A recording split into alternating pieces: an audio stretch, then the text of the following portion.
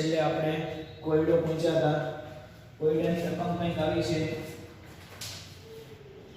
એક બલૂનમાં હાઇડ્રોજન ઓરડાના તાપમાને, એક બલૂન છે, આવું બલૂન છે, એમની અંદર હાઇડ્રોજન છે, જે કોના તાપમાને છે? ઓરડાના તાપમાને. ઓરડાના તાપમાને. ઓરડાનું તાપમાન એટલે કયું તાપમાન? રૂમ તાપમાન. રૂમ તાપમાન એટલે કયું તાપમાન? 25 સેલ્સિયસ તાપમાન. ઓરડાનું તાપમાન બોલે, રૂમ તાપમાન બોલે, એનો મતલબ શું? 25 સેલ્સિયસ તાપમાને. એમની અંદર કયો ભરેલો છે? હાઇડ્રોજન ભરેલો છે. જો 2 બાર દબાણ વધે, હવે આનું દબાણ છે એ 2 બાર વધારવામાં આવે, 0.2 બાર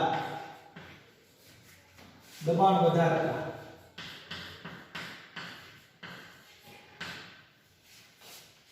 વધે તો ફાટી જાય છે. તો શું જાય? ફાટી જાય. જો 1 બાર દબાણે વાયુ, આમની અંદર જે વાયુ છે તે 1 બાર દબાણે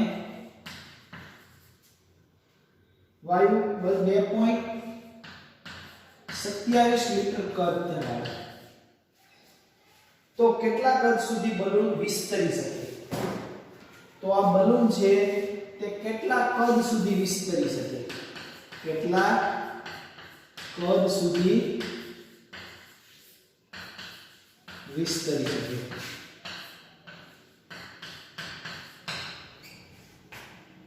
આ એક બલૂનની અંદર હાઇડ્રોજન વાયુ ભરેલો છે. હવે એ હાઇડ્રોજન વાયુ ભરેલો છે ને, તેમનું દબાણ કેટલું છે? 1 બાર દબાણ છે, અને એમનું કદ કેટલું છે? 2.27 લિટર એમનું કદ છે. આ બલૂનમાં તૈયાર છે, શરૂઆતનું છે. શું છે? શરૂઆતનું છે.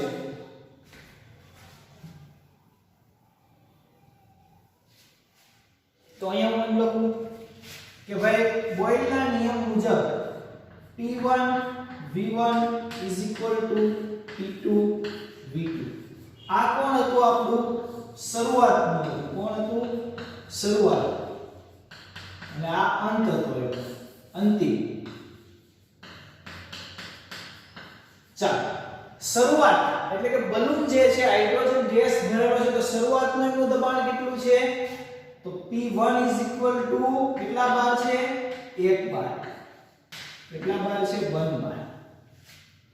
કદ આપેલું છે V1, કેટલું આપેલું છે? 2.27 લિટર.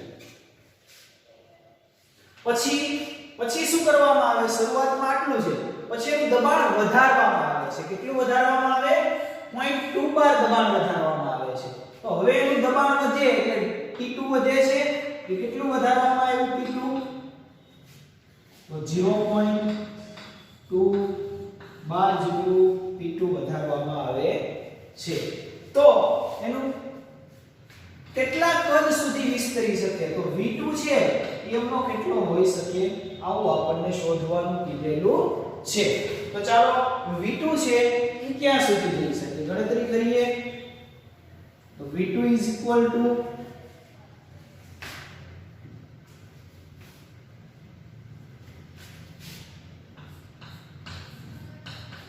P1 V1 P2.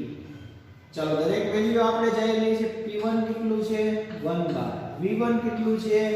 2.27 બાર. P2 કેટલું છે? 0.2 બાર. ચાલો કેલ્સી લગાડો, તમારો જવાબ કઈક આવશે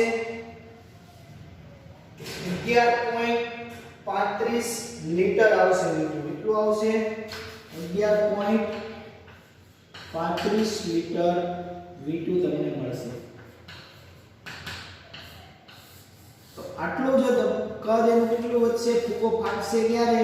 તો કે 2 બાર દબાણ આપશો એટલે એનું કદ, મૂળ કદ કેટલું હતું? પ્રથમ 2.27 લિટર હતું. જ્યારે હવે એને 2 બાર દબાણ આપવામાં આવશે ત્યારે એનું કદ કેટલું થઈ જશે? V2 11.35 લિટર એ બલૂન છે આપણો ફાટી જશે. તો બલૂનનું કદ કેટલું થઈ ગયું?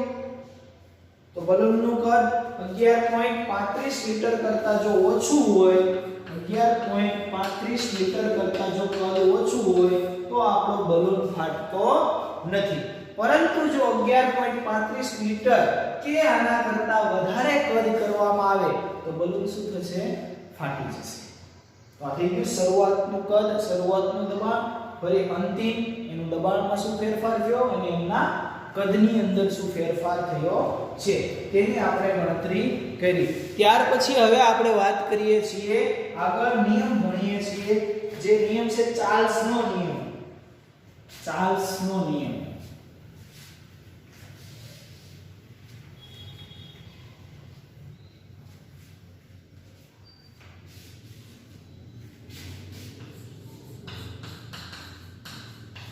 ચાર્લ્સનો નિયમ ચાલો ભાઈ ચાર્લ્સ નામના વૈજ્ઞાનિકે શું કીધું વાયુઓ માટે કે કોઈ એક પ્રયોગ કર્યો તેમણે એને ટેકનોલોજીનો ઉપયોગ કર્યો એમણે ગરમ બલૂન લીધો શું લીધો એક ગરમ બલૂન લીધો હવે આ ગરમ બલૂનની અંદર ચાર્લ્સ નામના વૈજ્ઞાનિકે એવો પ્રયોગ કર્યો કે તેમના સંશોધને દર્શાવ્યું કે વાયુનું નિશ્ચિત દળ માટે અચળ દબાણ નિશ્ચિત દળે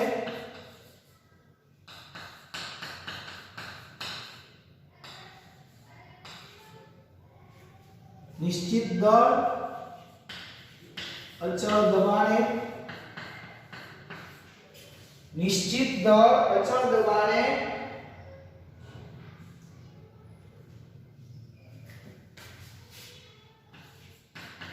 વાયુનું કદ તાપમાનના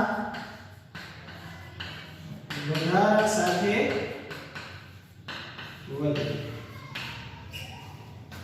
નિશ્ચિત દળે અચળ દબાણે કોઈ એક ચોક્કસ જથ્થો લઈ લીધો ચાર્લ્સ નામના વૈજ્ઞાનિકે ગરમ બલૂન લીધું પ્રયોગ કર્યો એ પ્રયોગની અંદર શું કર્યું કોઈ એક જથ્થો લઈ લીધો અહીંયાથી જથ્થો માનો કે વજન 1 kg છે 2 kg છે જે કઈ છે અહીંયા જથ્થો લીધો વજન લીધું હવે નિશ્ચિત દળ થઈ ગયું કે ભાઈ જે કઈ હોય 1 kg 2 kg જે કઈ હોય ચોક્કસ દળ લઈ લીધું દબાણ કેવું રાખ્યું અચળ રાખ્યું અચળ દબાણ રાખ્યું એટલે દબાણ કોન્સ્ટન્ટ રાખ્યું ભાઈ 2 બાર એટલે કે 2 બાર 1 બાર તો કે 1 બાર આ બંને ફિક્સ રાખી દીધું પછી શું કર્યું પછી આના ઉપર તાપમાન આપવામાં આવ્યું શું આપ્યું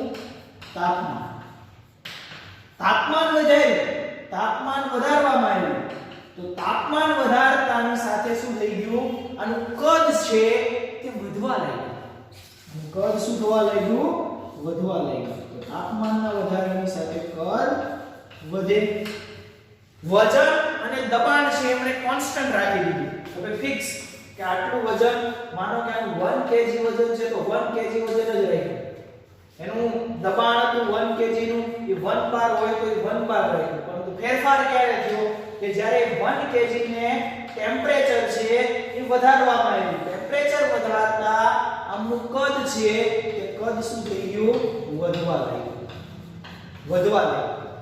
એટલે કે તાપમાન વધારતા એમના કદની અંદર વધારો થાય છે હવે કદનો વધારો કેટલો થશે તાપમાન કેટલું વધારશું તો કદનો વધારો કેટલો થશે ડાયરેક્ટ એવું થશે કદ 2 લિટરમાંથી 4 લિટર થઈ જશે કે થોડું ઘણું વધશે તો ચાર્લ્સ નામના વૈજ્ઞાનિકે એવું કીધું કે ભાઈ 0 સેલ્સિયસ તાપમાને કેટલા 0 સેલ્સિયસ તાપમાને એનું કદ છે એ શું થાય છે એ જોઈએ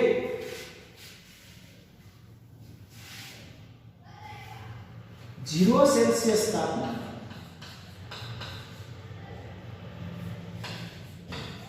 0 સેલ્સિયસ તાપમાને એનું કદ કેવું હોય છે V0 હોય છે V0 એટલે શું કે તાપમાન જ્યારે કોઈ તાપમાનનો વધારો નથી થતો ત્યારે કદમાં પણ કંઈ વધારો થતો નથી પરંતુ દરેક 1 સેલ્સિયસ તાપમાન વધારવામાં આવે 1 સેલ્સિયસ તાપમાન જો વધારવામાં આવે તો 1 સેલ્સિયસ તાપમાન વધારવામાં આવે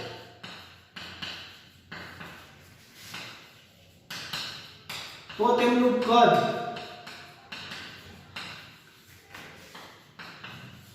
1 સેલ્સિયસ તાપમાન જો વધારવામાં આવે તો તેમનું કદ છે એ કેવું થશે? તો કે હરેક 1 સેલ્સિયસ ના વધારાની સાથે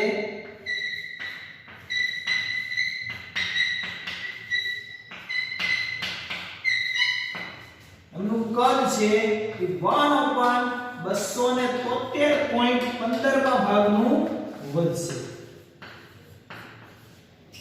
એમનું કદ કેટલું વધશે? 1/273.15 ભાગનું વધશે. એટલે કે તમે જ્યારે 1 સેલ્સિયસ નો વધારો કરશો ત્યારે એમના મૂળ કદ જે છે ને, મૂળ કદ 1 લિટર હોય તો 1 લિટરમાં તમે માનો કે આ તમારું વોલ્યુમ છે, આ કેટલું છે? 1 લિટર છે. આ મૂળ કદ છે. જેનું તાપમાન જે કઈ હોય તે 20 સેલ્સિયસ હોય, 25 સેલ્સિયસ હોય, જે કઈ હોય, માનો કે 20 સેલ્સિયસ તાપમાન છે તો મૂળ કદમાં હવે જ્યારે તાપમાનનો વધારો કરવામાં આવે એ 1 લિટર જ કદ છે. 20 સેલ્સિયસ નું કેટલું કર્યું? 21 સેલ્સિયસ કદ કર્યું. તો આમના કદની અંદર કેટલો વધારો થશે? તો આમનું કદ બદલાઈ ગયું છે. કેટલું? 1/273.15 જેટલું, એટલે 1/273.15 માં ભાગનું કદ છે એ 1 સેલ્સિયસ વધારતા વધારો થશે. તો હવે હું એક શબ્દ એવો પણ વાપરી શકું કે 0 સેલ્સિયસે થાય છે.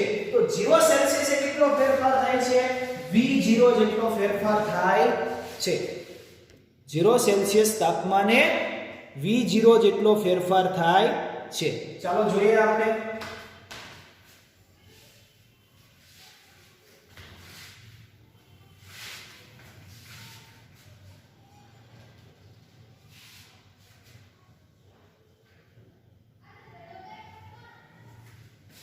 ઝીરો સેલ્સિયસ અને T સેલ્સિયસ તાપમાને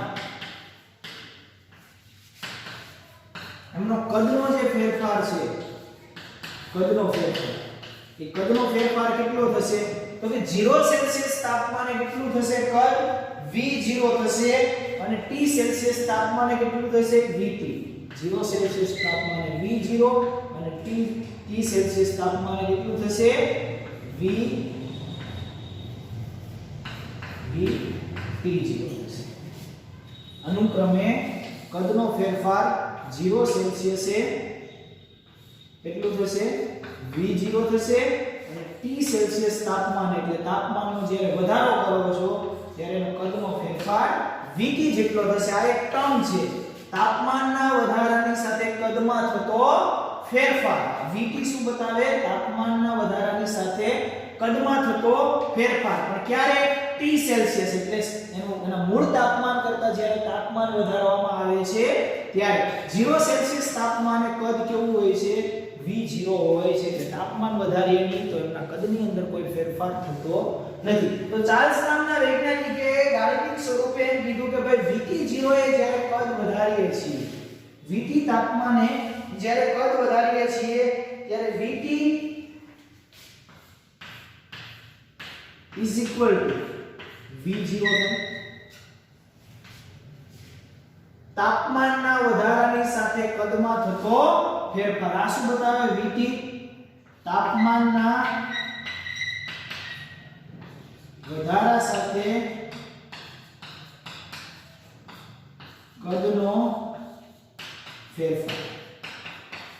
VT તાપમાનના વધારાની સાથે કદમાં થતો ફેરફાર કેવો હોય છે? તો કે V0 પ્લસ T upon 273.15 કેટલું વધશે? 273.15 જેટલું એમના મૂળ કદની અંદર વધારો થશે. V0 ની અંદર કેટલો વધારો થશે? તો કે તાપમાનના વધારાની સાથે એનું જે મૂળ કદ છે, આ કેવું છે? મૂળ કદ. મૂળ કદમાં કેટલો વધારો થયો? તો કે T તાપમાને 273.15 માં 1/273 પણ કરો પણ તાપમાન T લઈએ છીએ એટલે T બતાવ્યો. કેટલું તાપમાન લેશો તે. આ તાપમાન નો T છે, બાકી 1 લખો તો કોઈ ફેરફાર પડે નહીં. મૂળ કદ T 273. હવે આ કદ V0 એ ફરી શું કામ લખ્યો? તો કે મૂળ કદની અંદર કેટલો વધારો થયો છે તે બતાવે છે. ચાલો હવે આ જ ટર્મને આમની અંદરથી હું v0 કોમન કાઢી શકું કે નહીં? તો આવું થાય vt v0 upon 1 plus t upon 273.15 આવું થાય કે ના થાય? v0 શું કરી લીધો? કોમન કાઢી લીધો, કેમ કે બંનેનો કદનો ફેરફાર તો સમાન જ હોવાનો છે. ચાલો હવે અહીંયા આનો હું લસા લઉં, લસા 273.15 છે એનો મારે શું કરવું છે? લસા લઉં તો કેવું થાય? આવું થાય vt v0 273.15 plus t upon 273.15 લસા લખતા તો આવડે ને ભાઈ? આમનો મેં શું કીધો છે? 1 plus t upon 273 એનો લસા લીધો છે. તો આવું મળ્યું. Okay good. હવે આ જે ટર્મ છે એનો ઉપયોગ vt v0 ની ટર્મ છે તે ટર્મ ઉપરથી આપણે તાપમાનના એક નવો માપક્રમ વ્યાખ્યાયિત કરી શકીએ છીએ. આ હું બતાવ્યું ચાર્લ્સ નામના વૈજ્ઞાનિકે કે તાપમાન જ્યારે વધારવામાં આવે છે ત્યારે એની અંદર કદ છે તે કેટલું વધે છે તે આ સૂત્ર ઉપરથી આપણે ગણતરી કરી શકીએ છીએ. તો ચાલો હવે એક નવો માપક્રમ દાખલ કરવામાં આવ્યો છે. કયો માપક્રમ? નવો માપક્રમ. નવો માપક્રમ એટલે શું? તો કે આપણે સેલ્સિયસ લખતા હતા. સેલ્સિયસ એટલે કે 1 સેલ્સિયસ 2 સેલ્સિયસ 25 સેલ્સિયસ 30 સેલ્સિયસ જે કાંઈ હોય તે. હવે એ સેલ્સિયસ ને હું અહીંયા T દાખલ કરું છું. શું? T તાપમાન. T તાપમાન એટલે કયું તાપમાન? તો કે કેલ્વિન વાળું. કયું તાપમાન? Kelvin. 273 kelvin is equal to કેટલા થાય? 0 સેલ્સિયસ થાય. કેટલા થાય? 0 Celsius. 273 kelvin is equal to કેટલા થાય? 0 સેલ્સિયસ. આપણને એમ કીધું હોય કે ભાઈ 25 સેલ્સિયસ એટલે કેટલું? કેટલા કેલ્વિન? તો કે 25 સેલ્સિયસ એટલે કેટલા કેલ્વિન જોતા હોય તો 273. હજી એક્યુરેટ લખવું હોય તો 0.15 છે. 0.15 પ્લસ 25 આ જે મળે જવાબ એ થઈ ગયો તમારો કેલ્વિનનો જવાબ. શું થઈ ગયો?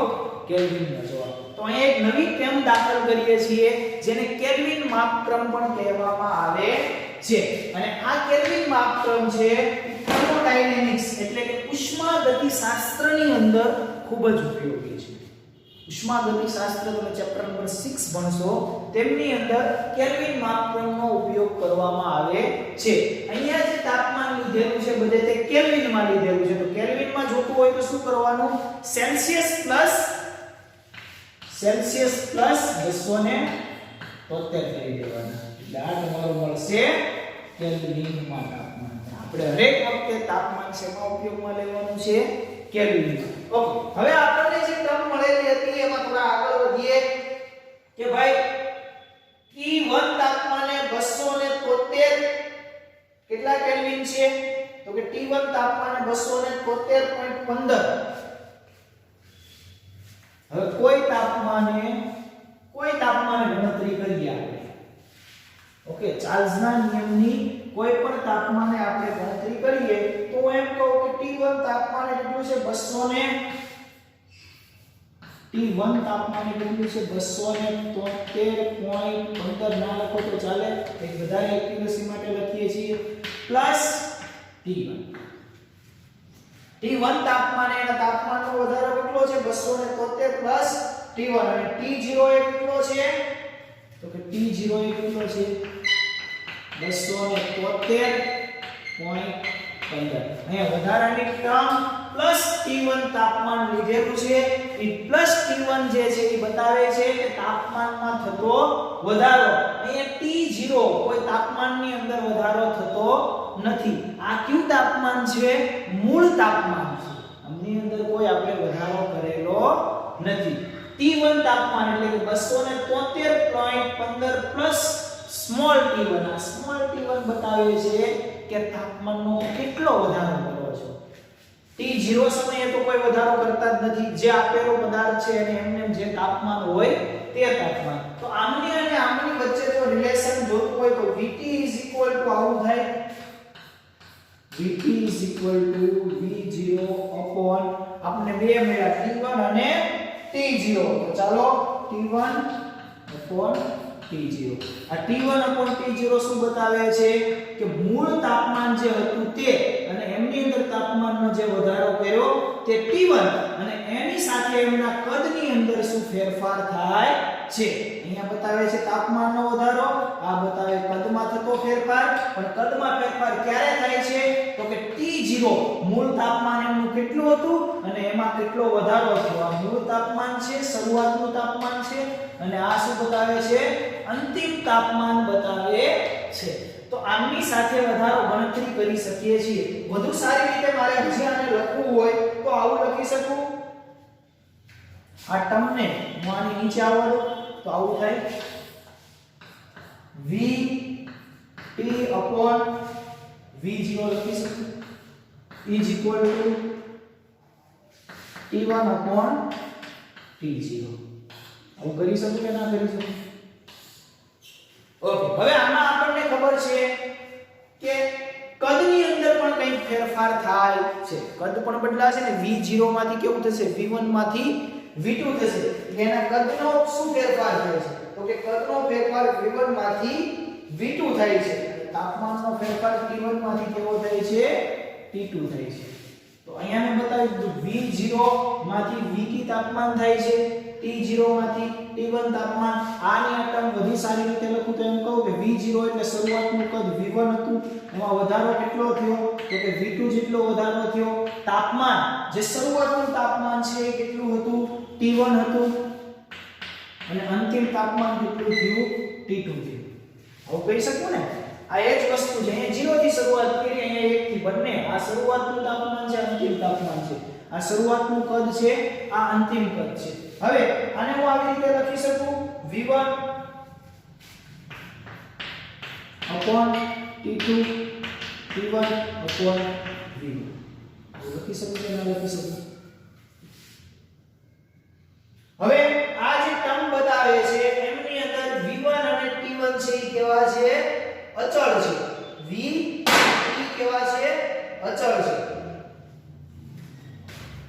V અને T છે એ કેવા છે જો અચળ હોય તો V અને T અચળ હોય તો શું લખી શકીએ V અને T. V અને T અચળ હોય તો આપણે આવું લખી શકીએ તો કદની અંદર ફેરફાર છે તે કદનો ફેરફાર કેવો થતો હોય છે તો કદનો ફેરફાર V is equal to કેવું થશે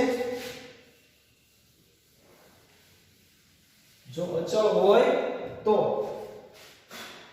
V1 V is equal to કદની અંદર ફેરફાર કેવો થશે તો કદની અંદર ફેરફાર થશે આના બરાબર કોઈ પણ Vt is equal to કોઈ પણ કોન્સ્ટન્ટ મૂકી દઉં છું, કેટલું મૂકી દઉં, શું મૂકી દઉં છું કેવું થશે કોન્સ્ટન્ટ મૂકીએ તો V is equal to K2 upon T. આવું કહી શકું કે ના કહી શકું?